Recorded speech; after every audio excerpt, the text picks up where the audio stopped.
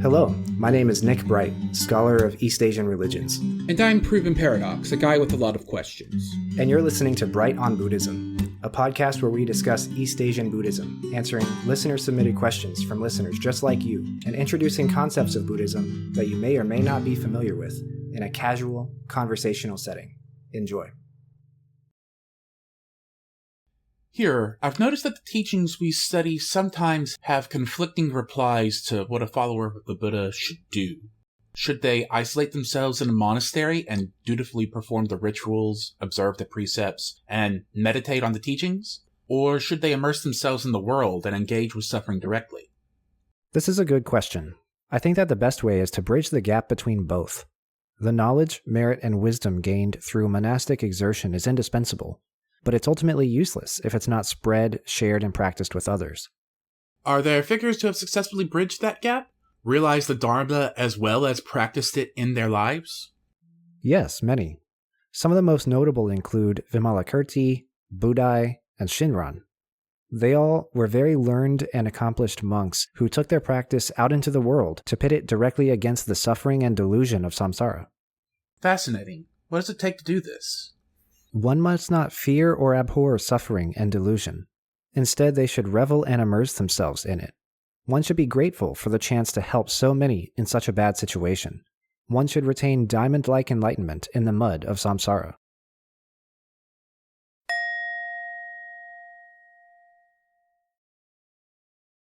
Hello and welcome to this week's episode of Bright on Buddhism.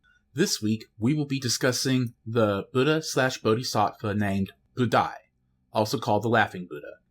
Who is Budai? What are some stories about him? How is he depicted in iconography and why? We hope you enjoy. So let's get into it. Who is Budai? Budai is one of three Chinese names for the Chinese monk Jie, who lived in the later Liang dynasty, which lasted from 903 to 923 Common Era.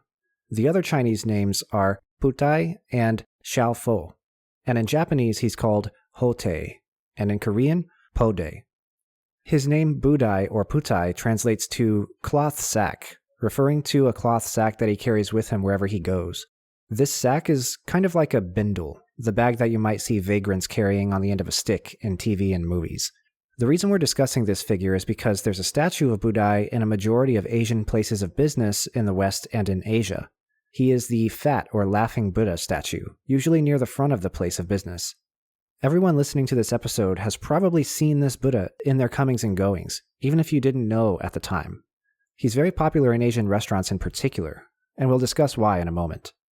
Budai, or Jie, the monastic historical figure he's based on, is a folk hero in Chinese Buddhism. He lived in the 10th century in the Wu Yue Kingdom. Today, this is the Zhejiang province, where major cities like Hangzhou or Ningbo are located. The historical person, Jie, does not matter nearly as much as the image of Budai that arose around him after his life. In many ways, Jie was used as a template or a vessel for the ideals of Chinese Chan Buddhism. Budai is depicted very often as happy, fat, jolly, a very smiley guy, but also poor and itinerant, but content and friendly to strangers. Chan values and ideals are very clear here. Budai is a wandering, renunciant monk who is not attached to any single place for very long. He just wanders around to spread joy and fun wherever he goes. He's depicted as being very playful and having wholesome fun whenever he encounters children. He performs ritual services for communities that he passes through, and he's overall very compassionate and wise. This stuff may or may not be true of the actual historical guy, Jie. We can't really know, and frankly, it's not relevant to his depiction today. At least a part of it is probably true, because in the Wu Yue Kingdom, a local legend arose around this type of figure. As Chan Buddhism flourished in Hangzhou and other southern Chinese cities, his legend became merged and co-opted with more established Chan religious tradition. Scholar Levine describes that Budai became an uncommitted saint, a part of the Chan pantheon in practice, but not in any official ecumenical capacity. So what this would mean is that there would be shrines and rituals to him at temples, but these rituals would be performed electively by monastics and lay people at those temples, rather than the mandatory rituals to Shakyamuni, Maitreya, and others. Scholar Bernard Farr describes this as part of a trend/process in Chan Buddhism in China during a period which he calls the domestication of the occult. This is a fancy way of describing what we've described in the show numerous times. When Buddhism travels, it assimilates and integrates local traditions into a symbiotic sharing of worship, ritual, doctrine, and veneration. Interestingly, Budai is regarded as being a reincarnation of Maitreya. This originates from a death note allegedly written by Chiesji himself that declares that he is Maitreya. What is interesting about this to me is Maitreya's quote-unquote incomplete status as a bodhisattva. In Buddhism, we have many, many interpretations about Maitreya's position on the path to Buddhahood. For more on him, you can check out episode 36, Who is Maitreya?, which is linked in the show notes. To summarize what I mean here, in early Buddhism, Maitreya is regarded as the Buddha of the future, who will only arise in the world after he has reached Buddhahood in the Tushita heaven and then comes down to turn the Dharma wheel after the last of Shakyamuni's Dharma has been forgotten. Until then, Maitreya is over there practicing and working on his bodhisattva vows. In that regard, he has limited Buddha power, but he's still venerated because his Buddhahood is assured in the future. Later, with the development of Mahayana Buddhism, we have sutras, like the Lotus Sutra, that claim that Maitreya actually reached Buddhahood long ago and forgot, potentially as a skillful means for the purpose of encouraging people to pursue the path of Buddhahood, or potentially because of an incomplete realization of the Lotus Sutra teaching. Then, in the development of Vajrayana, he's just a full-blown Buddha here and now, and his status as the Buddha of the future is ignored or glossed over. If we look at Chan in particular, Maitreya is in a very uncertain position. In Chan, Maitreya has definitely not reached full Buddhahood yet, but we have this esoteric process happening in the community of Buddhists where high-ranking monastics are starting to be posthumously considered as reincarnations of Buddhas and Bodhisattvas. People claim on their deathbed to have been incarnations of Maitreya, Samantabhadra, Mahastamaprapta, Akshobhya, and more, and they explain that this is happening as a skillful means to teach and encourage people on the path of Buddhahood. This implies that even though Maitreya isn't fully realized as a Buddha, he still does stuff similar to other Buddhas, like incarnate as a skillful means. This follows the process described in the Lotus Sutra, but it takes a firm stance on the issue. Whereas the Lotus Sutra is unclear if Maitreya is incarnating as an incomplete Buddha on purpose, or of a failure to realize the Lotus teaching adequately, Chan Buddhists take the interpretation that he's a fully realized Buddha. In the case of Budai, his status as an incarnation of Maitreya means he has very strong aspects of being hopeful, compassionate, and possessing the powers of a fully realized Buddha. What are some stories about Budai? When discussing stories about Budai, we have to look at biographies written during the Song dynasty of the 10th and 11th centuries. His biography is found in the Song Gaozhen Zhuan, or the Legends of High Priests of the Song dynasty, compiled in 908. This text claims to be a biography of Chiesji, but is more accurately called a hagiography. According to the text, Chiesji was living on Mount Suming in Mingzhou, and frequently visited a nearby town to play with the kids there, perform ritual functions for the community, and teach as he wandered. Initially, he was said to always fill his bag with anything he encountered on his wanderings, but later Japanese Zen interpretations speak of Budai carrying an empty bag. In other interpretations, his bag is much larger on the inside, and contains anything and everything that Budai may need to sustain himself, and also whatever the people he encounters need in order to be saved. This is a fairly esoteric aspect of Budai. He uses whatever tool is contextually necessary in any given moment to enlighten individuals, or at least plant the seed of Buddhahood in them. Apparently, Budai was also very good at predicting the weather and would often perform divination rituals to tell fortunes and predict weather for the community wherever he wandered. This is a great example of a non-Buddhist aspect of Budai's legend. Divination and weather telling is typically prohibited for Buddhist monastics, but it was so common in Chinese folk religious tradition that this prohibition was simply ignored in the interest of bridging the practical gap between Buddhism and the later Liang dynasty's religious ecosystem. In recent history, Budai has become the patron of restaurateurs and bartenders. There are a few reasons why this might be the case. One is that his image is one of chance encounters that leave you feeling happy and fulfilled. Everyone who met Budai is said to have been very jolly and happy from meeting him. Another reason is that his overweight depiction and his magical cloth sack have this aspect of abundance and wealth, so he represents and invites prosperity in business.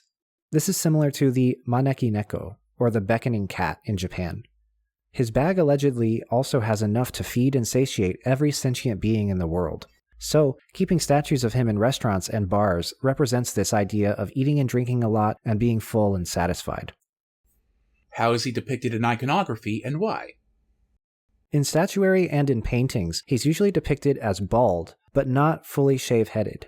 He sometimes has a short stubbly beard as well. This half-shaved look is meant to visually indicate his status as a wandering monk. It was common for monastics at monasteries to be disciplined on their head and beard shaving, but itinerant wandering monks commonly did not stick to this, especially in visual depiction and iconography. Itinerant monks have a special status in East Asian Buddhism, frequently idealized as living the truth that is studied in the monastery rather than just learning it. They are literally walking the walk. They go where the suffering is and remedy it, and in that way, they're further away from the structures and lofty ideals of monastic Buddhists and much closer to the defiled nature of the real world. In other words, the monastic Buddhists represent dogma, and the itinerant ones represent pragma. Though they are depicted as having one foot outside of monastic discipline, they're not thought of as less than. In many traditions, it is quite the opposite, because like I said, they go where the suffering is, and they do the work of the Buddha. These itinerant figures act as bridges between the laity and the monastics, or even the Buddha himself. Another way that this is commonly visually indicated is when he's depicted in a half-seated position. Sometimes you'll see him sitting in a half-lotus position, where one leg is crossed as though he were sitting in meditation, but the other leg is placed foot down and knee up, almost as though he's about to get up and go somewhere. This indicates his half-monk, half-laity aspect, but it also indicates that he's itinerant and on the move to go save sentient beings. This iconography has become very popular in East Asian Buddhism overall, but in Japanese Buddhism in particular. Another example is Gutoku, the half-shaved fool, which is another name for Shinran, the founder of Japanese True Pure Land Buddhism. Looking at Budai's facial expression, he almost always has a big smile or is laughing, and this speaks to his jovial nature. This smile and laughter represents his aspect as Maitreya, where he is a personification of hope for the future, but also as being a Zen ideal.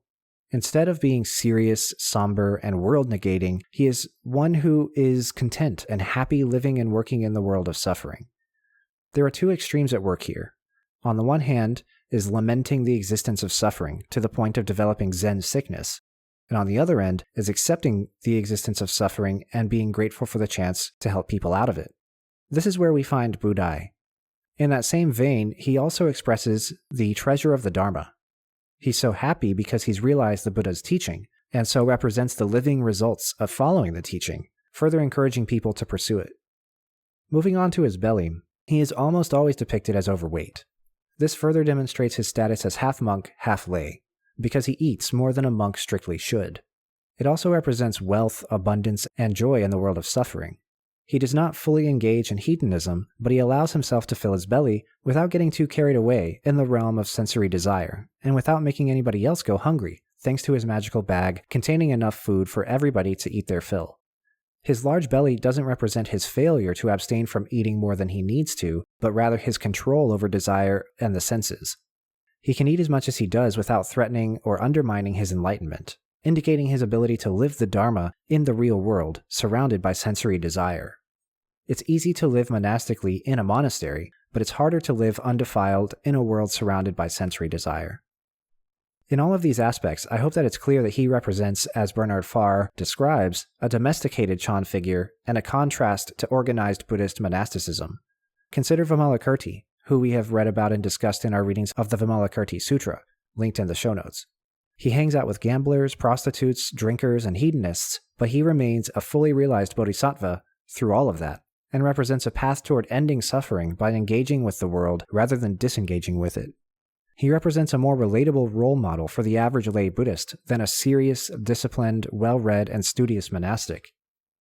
Now to the burning question that always goes with discussions of Budai. Is it disrespectful to rub his belly or not? For context, many non-Buddhists in the West have this idea that if you rub the belly of the laughing Buddha, it's good luck. On the one hand, many say that this is fine and that it is actually good luck, but others say that it's disrespectful. Unfortunately, there isn't a single firm yes or no answer. It really all depends. If you're in a temple or a home shrine setting belonging to somebody else, I would not touch any statues, simply because they're not yours to touch. It's potentially disrespectful to the temple or the homeowner more so than to the Buddha himself. If you're in a restaurant, a bar, or a public place with a statue of Budai, I personally fall on the side of not rubbing the Buddha's belly as an adult, but I think it's fine for children to do so. Remember that Budai has this special and wholesome connection to kids. He plays and is great fun with them. In some images and depictions, you may see kids climbing on his belly or beating on it like a drum for fun. In that way, it feels right for kids to be able to rub his belly for good luck. Adults probably shouldn't, just because he doesn't have that special connection to adults like he does to children. All of that being said, I think that a good guiding principle is always to ask if you're unsure. I'm talking especially to Westerners here. If you're at an Asian-owned place of business with a Budai statue, and you would like to learn something about a culture that's different than your own, it's always best to just politely ask. Some will say yes, you can rub the belly, others will say no, and in either case, you will have learned something and attempted to step out of your own box and learn something about other people. And that's always the best way to go. We hope you enjoyed this week's discussion on Budai, also called the Laughing Buddha. Join us next week where we will be discussing the third moral precept of Buddhism. What is the third moral precept of Buddhism? What is its significance? Have interpretations of it changed over time? We hope to see you there. Thank you for listening. Thanks for listening, and we'll see you next time.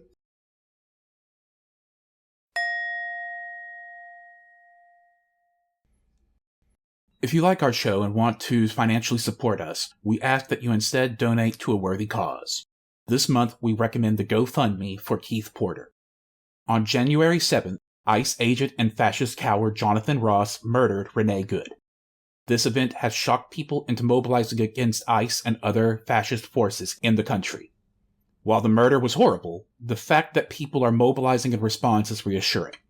However, ICE agents shooting people is not new. On New Year's Eve, Keith Porter was also murdered. His family, including children, are asking for financial assistance to recover from this tragedy. Renee Good's fundraiser has raised over $1 million, which is an incredible display of solidarity. As of recording, Keith's has about $150,000, which is not nothing, but not what he deserves. Frankly, this is probably because Mr. Porter was a black man. I think we need to show up more for black folks, especially right now. Thus, Nick and I ask that you donate what you would give to us to Mr. Porter's fundraiser instead. As always, thank you for listening. Until next time. My name is Nick Bright, scholar of East Asian religions and the voice of Hearer. And I'm Docs, editor, question asker, and voice of Hermit. And this has been Bright on Buddhism. Thank you for listening. If you like our podcast, or if you have any questions that you'd like us to discuss, we'd love to hear from you. Please consider leaving a comment, review, or subscribing. You can also reach us by email at bright.on.buddhism@gmail.com. As always, citations and resources for this episode can be found in the show notes. Thank you.